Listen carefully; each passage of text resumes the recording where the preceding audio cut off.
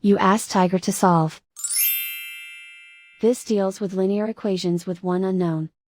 The final result is x equals -5. Let's solve it step by step. Simplify the expression. Group like terms. Simplify the arithmetic. Group all x terms on the left side of the equation. Subtract 7x from both sides.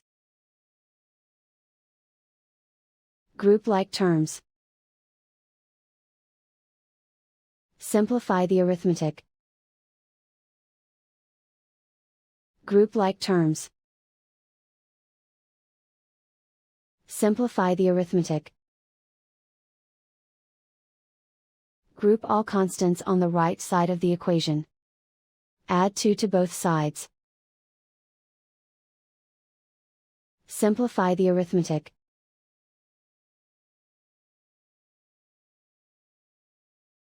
Isolate the x. Divide both sides by -2. Cancel out the negatives. Simplify the fraction. Move the negative sign from the denominator to the numerator. Find the greatest common factor of the numerator and denominator. Factor out and cancel the greatest common factor. And so the final result is x equals -5.